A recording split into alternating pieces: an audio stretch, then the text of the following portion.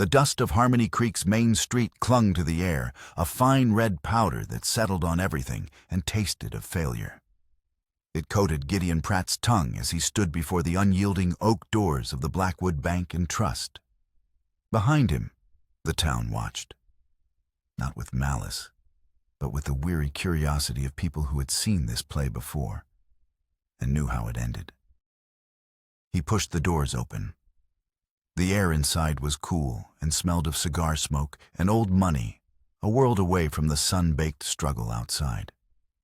At the far end of the polished room, behind a desk as vast and dark as a coffin, sat Silas Blackwood. He was a man carved from granite and shadow, his face a mask of cold indifference.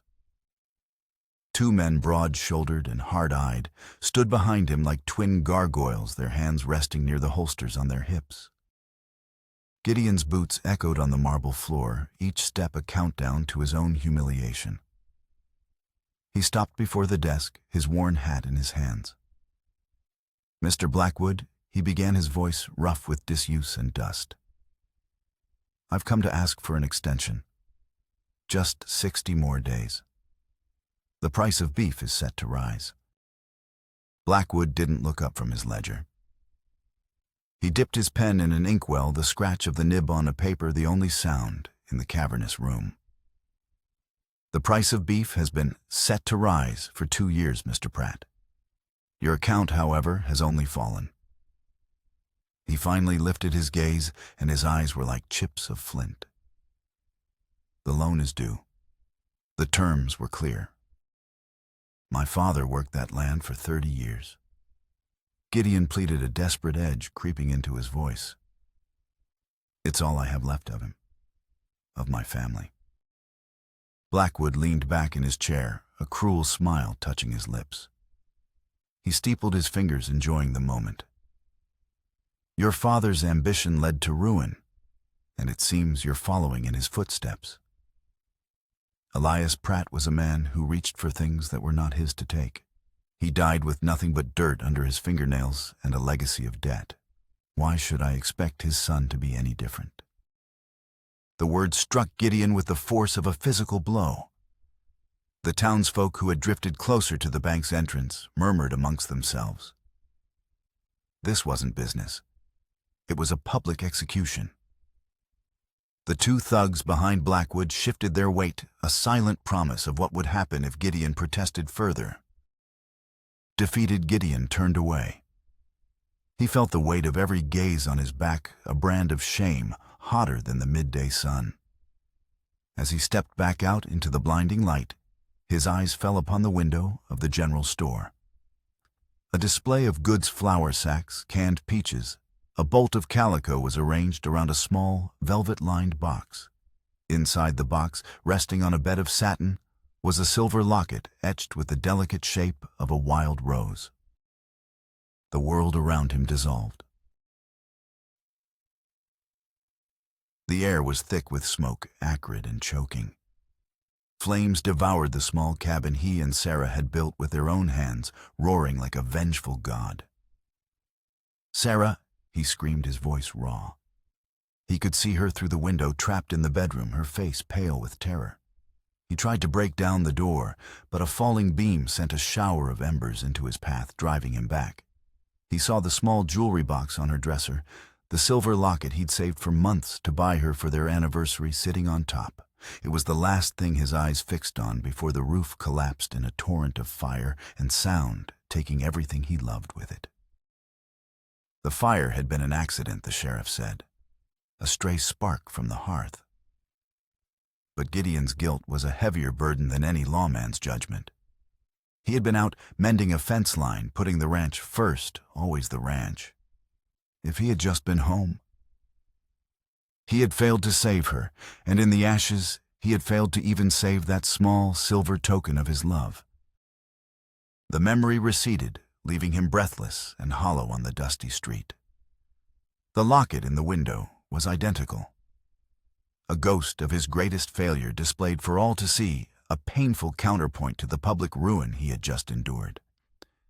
His financial collapse and his personal grief were one and the same, a single gaping wound that would not heal. Humiliated and haunted, Gideon Pratt mounted his horse and rode out of Harmony Creek, a man with nothing left to lose. The ride back to his ranch was a journey through a landscape of decay. The land wasn't just failing, it was dying, and he was its sole, helpless witness. The gray splintered wood of the barn leaned like a tired old man, its spine broken by years of neglect and harsh winters. The fields lay fallow, choked with thistle and weeds that rustled in the wind like the dry whispers of his failure. Even the creek seemed to run slower here, its water a murky brown, as if weary of the effort. Gideon dismounted the silence of the place, pressing in on him. It was a silence filled with ghosts and the echo of his father's relentless toil. The phantom of Sarah's laughter carried on the breeze. He walked to the porch of the small cabin he now inhabited, a cramped, lonely space he'd built from the salvaged, fire-scarred lumber of his former life. His world had shrunk to this: a failing ranch, a hollow cabin, a mountain of debt. He sank into a rickety chair, the wood groaning under his weight. And then he saw it. On the ridge overlooking the ranch, silhouetted against the bruised purple of the twilight sky, stood a wolf. It was a magnificent creature, its coat the color of ash and smoke. But it was its stillness that unnerved Gideon. It stood as motionless as a statue, an almost ghostly observer, its gaze fixed on the ranch below. He had seen it before, closer. For 3 mornings, a gray wolf with an injured leg had limped to his water trough. But this was different. This wasn't a wounded animal seeking aid. This was a sentinel, a judge. Gideon, raw from his public shaming and drowning in memories of Sarah, saw the wolf not as a simple beast, but as an omen, a physical manifestation of the wilderness that was slowly, patiently reclaiming everything he had. He was a trespasser here, and the land through its gray guardian was waiting for him to finally surrender. He went inside the image of the wolf seared into his mind. He lit a lantern, the flickering light casting long dancing shadows across the Spartan room. He was a man cornered by his past and his present, with no visible future. The weight of Blackwood's words, of his father's legacy, of Sarah's death, settled upon him, a suffocating blanket of despair. That night, sleep offered no escape, only troubled dreams of fire and ice, of silver lockets, and the unwavering stare of pale, yellow eyes. The wolf was there again the next morning and the next. Not at the trough, but on the ridge, a constant, silent presence. On the 3rd day, the foreclosure notice arrived, delivered by a boy on a tired pony. The paper felt brittle in Gideon's hand, and the legalistic words, a death sentence for his life on this land. Final notice: property to be auctioned in 7 weeks. It was over. Blackwood had won. Gideon stood on his porch, the notice trembling in his hand, and looked toward the ridge. The wolf was there as always. But today, it did something different. It took a few steps down the slope, then stopped and looked back directly at him. It was an invitation, a challenge. In that moment, something inside Gideon broke. Logic, reason, the hard-learned wisdom of a lifetime on the frontier, it all fell away, replaced by a profound and utter desperation. He crumpled the notice in his fist. He began to speak to the empty air, his voice a low, ragged whisper. What else is there to lose? The question hung in the silence. He had no answer. The ranch was already gone, a ghost of a life that was never truly his. He had inherited his father's struggle, and now he was inheriting his failure. And Sarah was gone. The fire had taken her, and the light of his world had gone with her. There was nothing left here but painful memories and the slow, grinding machinery of the bank. He looked at the wolf again.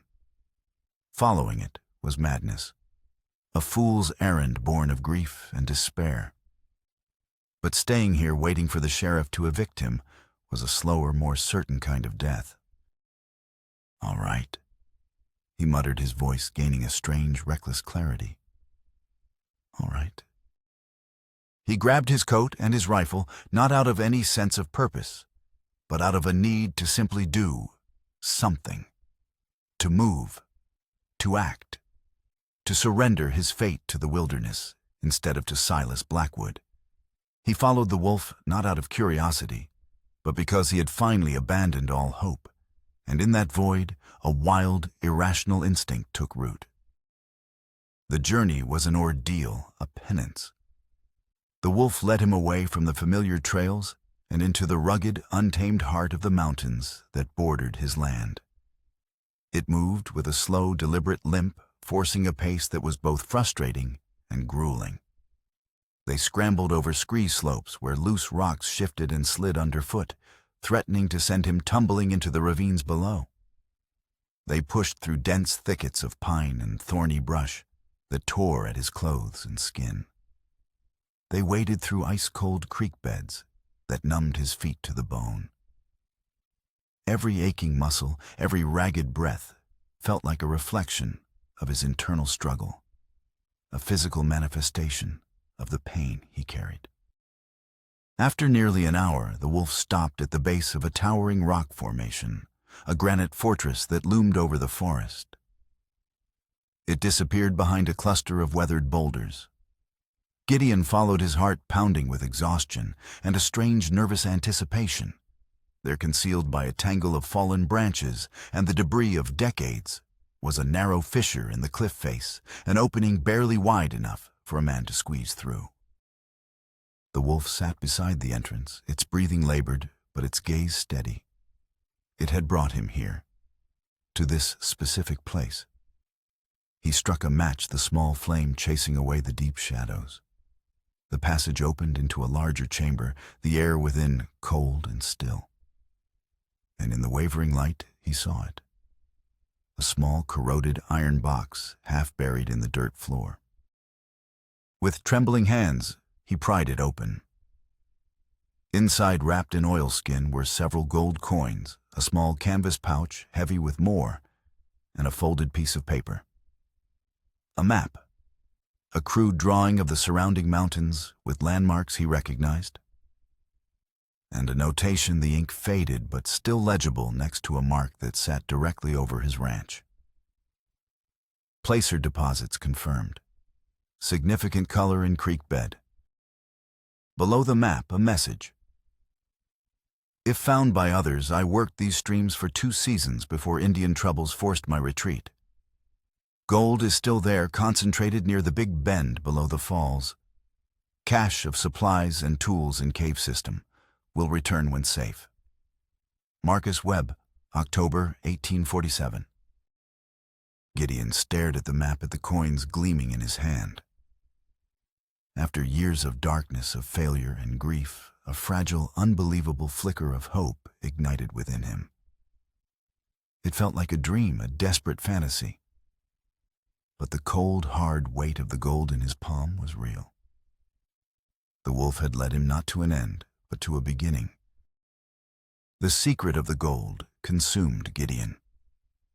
He worked with a feverish intensity driven by the looming deadline of Blackwood's foreclosure. He used Marcus Webb's maps to locate the richest deposits at the horseshoe bend of his creek, and with Webb's antique pan, he began to see the fruits of his newfound hope. The first pan was only mud and gravel, the second the same. But the third, scooped from behind a large submerged stone, just as Webb's journal described, yielded a sight that made his heart thunder in his chest. As he washed away the lighter sediment, a constellation of tiny gleaming yellow specks remained. Gold. Real, tangible gold. For days he worked from dawn until dusk, his back screaming in protest, his hands numb from the frigid water.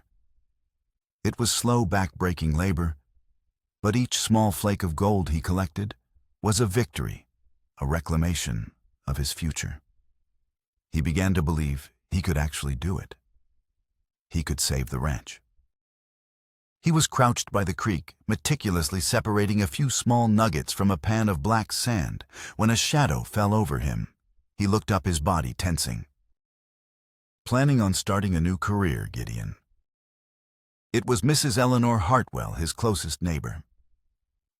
She sat astride her mare on the trail above the creek, her face as weathered and creased as old leather, set in a look of keen interest. As the widow of a prospector, she knew exactly what he was doing. Her reputation for gossip was legendary, but her eyes held something more than simple curiosity today. They held a knowing sadness. Gideon forced a casual smile, his mind racing. Just trying my luck, Eleanor. The ranching life isn't paying what it used to. She dismounted with a practiced ease that belied her age, and walked slowly to the edge of the creek bank, her gaze sweeping over his small operation. There's talk in town, she said, her voice low and serious. About you and Silas Blackwood. About the foreclosure. She paused, her eyes meeting his. You need to be careful, Gideon. Very careful. It's my land, he said, a defensive edge to his tone. I can dig where I please. Is it? She asked softly, the question hanging in the air. She sighed, a sound like dry leaves skittering across stone. Silas Blackwood has a long memory. His father owned much of this valley before. Well, before things went bad for him. Silas believes that land you're on, the land your father bought, belongs to him by right. He's wanted it back for 30 years. A chill that had nothing to do with the creek water traced its way down Gideon's spine. This wasn't just about a loan. Mrs. Hartwell continued, her voice barely a whisper. He's a patient man, but not a forgiving one. Men who've crossed him, men who've stood in his way, they have a habit of disappearing, or finding themselves ruined by tragedies that no one can ever quite explain. She looked at the gold dust in his pan. A discovery like that won't save you from a man like Silas. It will only make you a target. Whatever you're doing, do it quietly, and watch your back. She turned and mounted her horse, leaving Gideon alone by the creek and the glint of the gold in his pan suddenly looking less like salvation and more like a beacon, painting a target squarely on his back. Mrs. Hartwell's warning transformed Blackwood from a simple, greedy banker into something far more sinister. He wasn't just foreclosing on a loan. He was settling an old score. And Gideon had just stumbled into the middle of a war he never knew existed. Eleanor Hartwell's warning echoed in Gideon's mind, a persistent drumbeat of dread beneath the rhythmic slosh of water in his pan. Secrecy was no longer a preference. It was a matter of survival. He needed to work faster, more efficiently, which meant retrieving the sluice box Marcus Webb had described in his journals. That required supplies, nails, canvas, a new saw blade, and a trip to Harmony Creek, the last place on earth he wanted to be. He rode into town under the cover of a gray, overcast afternoon, hoping the dreary weather would keep most folks indoors. He tied his horse outside the general store, keeping his hat pulled low. As he gathered his supplies, he felt a prickling sensation on the back of his neck. He glanced toward the street and saw them, Blackwood's two thugs, and the same men from the bank. They were leaning against a post across the way, making no effort to hide the fact they were watching him. Their presence was a clear, unspoken message from their employer. I see you. I am always watching. Gideon paid for his goods, turned to leave, his heart hammering against his ribs. He needed a place to lie low, to think. He headed for the town livery, a sprawling, ramshackle building that smelled of hay and horsehide.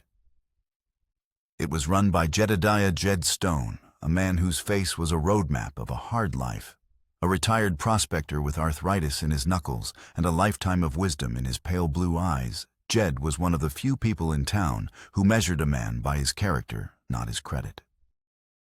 Jed was mending a harness when Gideon entered, his gnarled fingers working the leather with surprising dexterity. He looked up his gaze, taking in Gideon's tense posture and the supplies in his arms. Saw blade and canvas.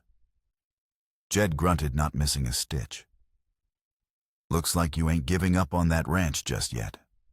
Or maybe you ain't ranching anymore. Just trying to make ends meet, Jed Gideon said, forcing a casual tone. Jed set the harness aside and wiped his hands on an oily rag. He squinted at Gideon, his eyes seeming to peer right through him. I knew your father, Elias. Knew Silas Blackwood's father, too. There's old history in these mountains, son. Old ghosts. Some treasures are best left buried, especially ones that carry the weight of other men's sorrows. The cryptic words hung in the dusty air. Jed knew something. He wouldn't say more, but his warning, coupled with Mrs. Hartwell's, solidified Gideon's fear. He was walking a path that had been trod before a path that ended in ruin. He thanked Jed for the conversation he didn't quite understand, and left the weight of the past settling ever heavier on his shoulders. Back at the ranch, Gideon worked with a desperate haste, constructing the sluice box and a small discreet diversion dam, as Webb's journal instructed. The work was grueling, but the results were immediate. The sluice allowed him to process 10 times the amount of gravel as panning by hand, and the gold began to accumulate dust flakes and even small, pea-sized nuggets. He was winning. For the first time, he felt a surge of real, unadulterated hope. The hope was short-lived. He returned to his cabin one evening, exhausted but triumphant, to find the door splintered, hanging crookedly on one hinge. Inside the small space was a wreck. His meager belongings were thrown about the mattress, slashed the floorboards pried up. They hadn't stolen anything. They hadn't needed to. This wasn't a robbery, and it was a message, a violation. They had been in his home, a stark reminder that he was not safe, not even here. The next day they came in person. Blackwood's 2 thugs rode up to his property, their faces impassive masks. The taller one, a man with a jagged scar bisecting his eyebrow, dismounted. Mr. Blackwood sent us, he said, his voice flat and cold. Just a final property assessment before the auction. It was a lie, and all 3 of them knew it. Their eyes weren't on the dilapidated barn or the fallow fields. Their gaze was fixed on the creek, on the freshly turned earth near the bank where Gideon had been working. Been busy down by the water, Pratt, the second man asked from his saddle, a smirk playing on his lips. Heard you took up prospecting. Find anything interesting? Gideon's hand tightened on the handle of the shovel he was holding. He could feel his blood run cold. This was the confrontation he had dreaded. One wrong word, one flicker of fear in his eyes, and they would have the confirmation they were looking for. He leaned on the shovel, affecting an air of weary resignation. Just wasting my time. Panning for dust to buy food. A man's got to eat even when the bank is taking his home. The scarred man took a step closer, his eyes narrowing. Funny. We heard you bought a new saw blade in town. And canvas. Sounds like more than just panning for dust. Sounds like a man who thinks he's found something real. The air crackled with tension. A hawk circled high overhead, its lonely cry the only sound besides the rushing water of the creek.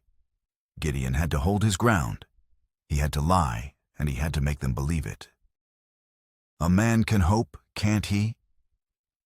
Gideon said, his voice level despite the tremor he felt inside.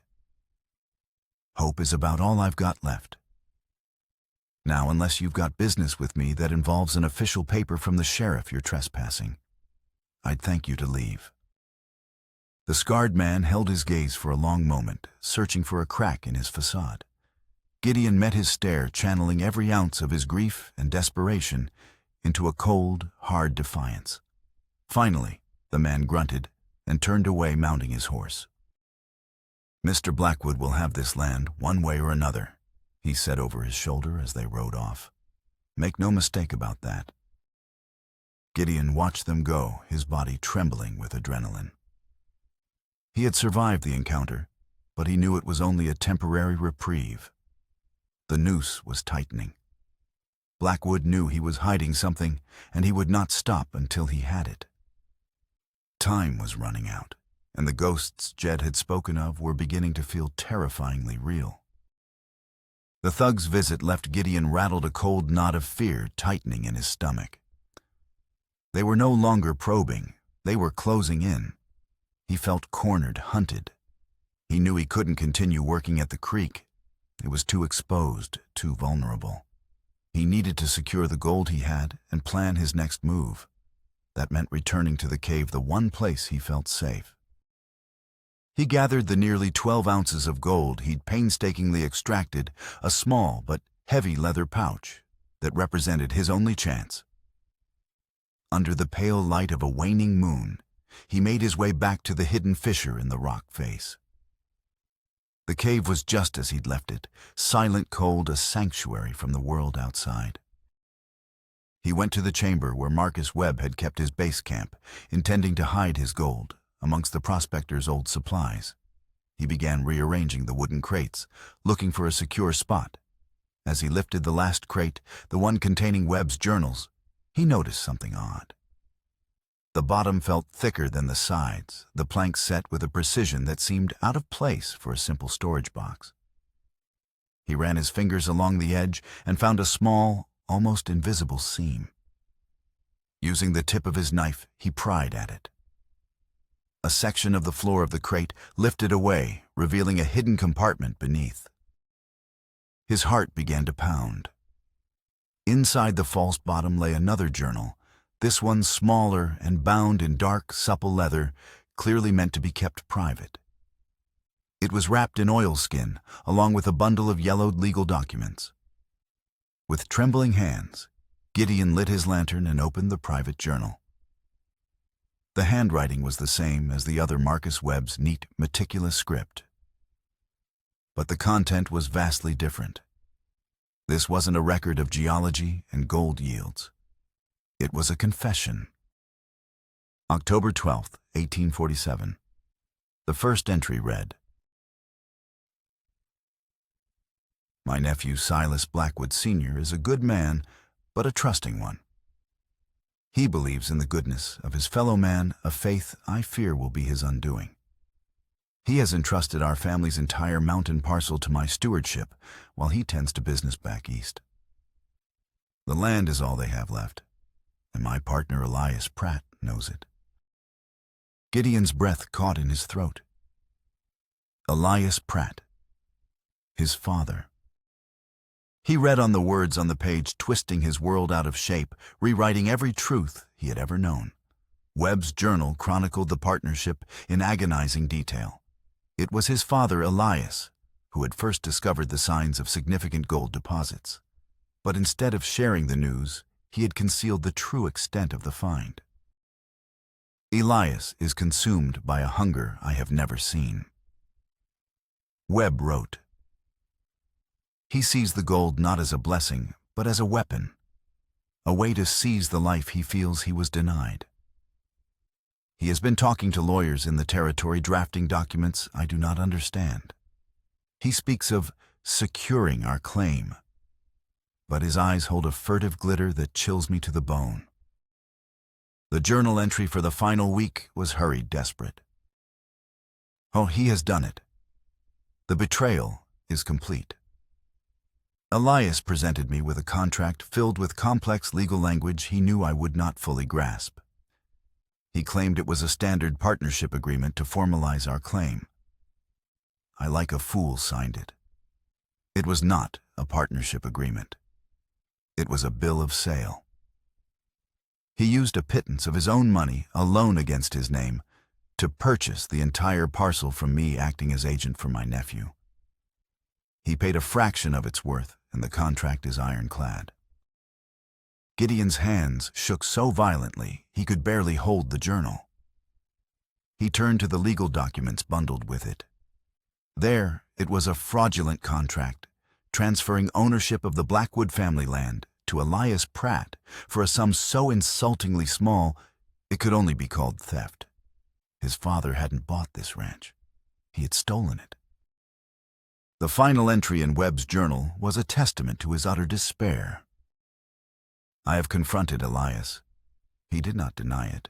He laughed. He called it good business. He said the Blackwoods were weak and the land belonged to those strong enough to take it. He has ordered me off the property, his property now. My nephew Silas Sr. will be ruined. His family will lose everything. The shame will destroy him. I have failed them all. I cannot face them. I will cache my tools and my findings and disappear. Perhaps one day justice will find its way back to these mountains. But I fear the gold has poisoned this ground forever. The name Pratt will forever be a curse upon this land. Gideon stared at the faded ink, the words blurring through his tears. It all made sense now. Blackwood's cold fury, Mrs. Hartwell's warning, Jed's talk of old ghosts. He was not the beleaguered owner of a failing ranch. He was the unwitting beneficiary of a terrible soul-crushing injustice. The land he was fighting to save, the gold he was digging from the creek, it was all stolen. It was Blackwood's birthright. Silas Blackwood wasn't a villain. Not entirely. He was a son seeking vengeance for the father, who, as Gideon would later learn, had taken his own life in financial ruin and shame. And Gideon, by trying to save the ranch with that very same gold, was not fighting for his future. He was perpetuating his father's sin. The weight of this revelation was crushing a physical burden that bent his shoulders and hollowed out his soul. The gold in his pouch no longer felt like hope. It felt like blood money. The truth left Gideon paralyzed. He sat in the cold, silent cave, the lantern light flickering over the pages of Webb's journal, and felt the foundations of his life crumble to dust. Every struggle, every hardship he had endured on this land was a lie built upon the bedrock of his father's treachery.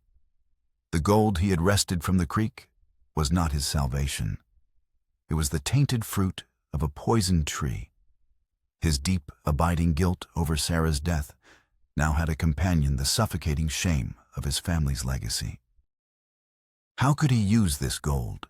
How could he pay Silas Blackwood with the very wealth his father had stolen from the Blackwood family? To do so would be to endorse the theft, to become complicit in the sin that had destroyed a man and haunted his son for 30 years. His first instinct was to ride to town to find Blackwood, to throw the journal and the gold at his feet and confess everything. But Mrs. Hartwell's warning echoed in his ears. Men who've crossed him have a habit of disappearing. Blackwood was not a man who would listen to reason or accept apologies. His quest was for vengeance, not justice. Revealing the journal might clear his family's name, but it would also confirm that Gideon had found the source of the stolen wealth. Blackwood and his thugs would not hesitate to take it all and ensure Gideon never spoke of it again. He was trapped. Morally, he could not use the gold. Practically, he could not confess the truth without endangering his own life. He spent the next day in a state of tormented indecision, pacing the confines of his ransacked cabin like a caged animal.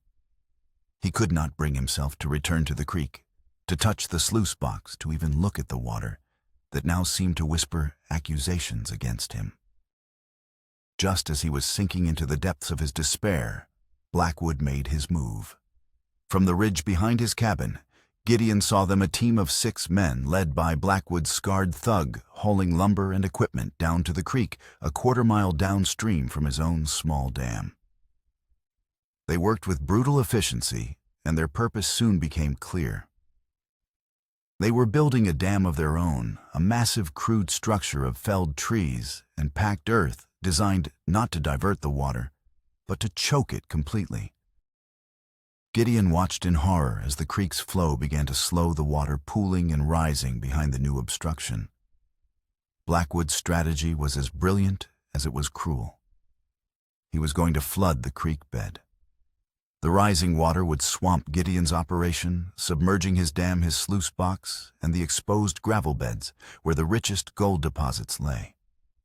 It would erase any evidence of his find, making it impossible for him to extract more gold. Blackwood wasn't just trying to stop him. He was trying to bury the secret, forever preserving it until he had legal possession of the land. To complete his trap, Blackwood posted 2 armed guards along the main trail leading away from the ranch. They sat on their horses, rifles held casually across their laps, a clear and menacing deterrent to anyone thinking of leaving or entering. Gideon was now a prisoner on his own stolen land. The rising water was a ticking clock, slowly destroying his only leverage. His moral crisis had become a physical one. Blackwood had cornered him, leaving him with no good choices, no clear path forward, and very little time. The sins of his father had finally and fully come home to roost. The foreclosure was set for noon the next day. The sky, as if mirroring the turmoil in Gideon's soul, had turned a bruised, angry gray. A storm was rolling in from the west, the wind whipping through the pines with a mournful howl. The water in the creek had risen steadily overnight, a muddy, swirling torrent that had already submerged his small dam and was now creeping up the banks, swallowing the land. It was now or never. Gideon made his decision. He would not run. He would not hide. He would face Blackwood not with gold, but with the one thing that held more power, the truth. He saddled his horse, placing Marcus Webb's private journal carefully inside his coat. He left the gold hidden in the cave. This was not about money anymore. This was about atonement. He rode to town, the first fat drops of rain splattering against his dusty coat. The streets of Harmony Creek were deserted, the townsfolk having taken shelter from the impending storm. He dismounted in front of the saloon, the only building with light spilling from its windows. Inside, the air was thick with tension and the smell of stale whiskey. Silas Blackwood sat alone at a table in the center of the room, a bottle and a single glass before him. His 2 thugs stood near the door, their hands never far from their guns. The place was otherwise empty. Blackwood had been waiting for him. Gideon walked toward the table, his boots echoing on the wooden floorboards. The rain began to beat against the roof, a relentless drumming that matched the pounding in his chest. He stopped opposite Blackwood, and without a word, pulled the leather-bound journal from his coat and placed it on the table between them. Blackwood stared at the journal, his expression unreadable. "This was never about the loan, was it?" Gideon said, his voice quiet but steady. A flicker of something surprise, perhaps even pain, crossed Blackwood's face before his cold mask snapped back into place. "That journal should have been burned with the rest of my family's history," he said, his voice a low growl. "I know what my father did," Gideon continued the confession, costing him more than any amount of gold ever could. "He stole this land. He destroyed your family. The gold I found, it's yours. All of it." He pushed the journal forward. "I will sign over the deed to the ranch. I will give you this journal, the proof that will restore your family's name. All I ask is that you tear up the loans of the other folks in this town you've been squeezing. Leave them in peace. Let this end with me." It was an act of complete surrender, an attempt to atone not just for his father's sins, but for his own unwitting participation in them. Blackwood let out a short, bitter laugh. He picked up the journal, his fingers tracing the worn leather. "You think this is what I want? Vindication, a piece of paper." He looked up, and for the first time, Gideon saw the raw, gaping wound behind the man's cold fury. The pain of a lifetime was etched on his face. "My father shot himself in his study because of the shame your father heaped upon him." Blackwood hissed, his voice breaking with decades of repressed grief. "I found him. I was 10 years old. It was never just about the land. It was about you. I wanted you to feel what he felt. I wanted to ruin you, slowly, publicly. I wanted you to stand in the street, humiliated with nothing. I wanted you to lose everything you ever loved, just as he did. A deafening crack of thunder shook the building, and in the ensuing silence, a new voice spoke from the shadows near the bar. "That's enough, Silas." Sheriff Miller stepped into the light. He was an old, weary man, his face lined with the burdens of his office. He held a shotgun loosely in his hands. Blackwood's thugs instinctively reached for their guns. "I wouldn't," the sheriff said, his voice calm, but carrying the unmistakable weight of authority. "Jed Stone told me he was worried about you, Gideon. Said you were caught up in something old and dangerous. So I've been watching and listening." He turned his gaze to Blackwood. "I can't arrest you for what Elias Pratt did 30 years ago. But I can and will arrest you for building an illegal dam, for the armed intimidation of a citizen, and for breaking into and ransacking Gideon Pratt's home. I've got 2 witnesses who saw your men riding away from his cabin that night." The thugs froze, their hands hovering over their holsters. The sheriff was faster. He leveled the shotgun. "Drop them. Now." The heavy Colts thudded onto the floorboards. Justice, in the end, had not come from the ghosts of the past, but from the crimes of the present. As Sheriff Miller led a stunned and defeated Silas Blackwood and his men out into the raging storm, Gideon was left alone in the saloon, the weight of 2 families' tragic history settling around him in the sudden profound silence. With Silas Blackwood's arrest, the dam of fear he had built around Harmony Creek broke. One by one, other townsfolk came forward, emboldened by the sheriff's actions. They told stories of predatory loans, of intimidation, of livelihoods, ruined by Blackwood's relentless and personal brand of business. His financial empire, built on the foundations of his father's ruin and watered with the sorrows of his neighbors, began to unravel. A few days later, Gideon sat in Sheriff Miller's office, the storm having passed, leaving the air clean and crisp. "I needed something concrete, son," and the old lawman explained, pouring them both a cup of coffee. Silas was too powerful, too careful. Rumors and old grudges aren't enough to bring a man like that down.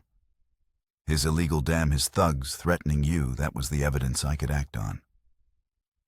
You gave me the opening I'd been waiting years for." Gideon nodded, a sense of quiet relief washing over him. The path had been treacherous, but it had led to an unexpected form of justice. His next visit was to Mrs. Hartwell. He found her on her porch knitting in the afternoon sun. He told her everything about the wolf, the cave, and the terrible truth in Webb's journal. She listened patiently, her needles clicking a steady rhythm.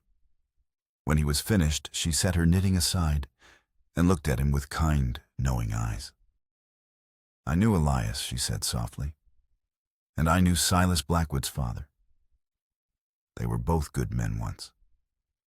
But this land, sometimes it asks more of a man than he has to give. Elias was desperate. The Blackwoods were proud. It was a tragedy waiting to happen." She shared stories of the 2 families before the gold painting, a human picture of the men behind the legend. She spoke of community picnics and barn raisings, of a time before the bitterness took root.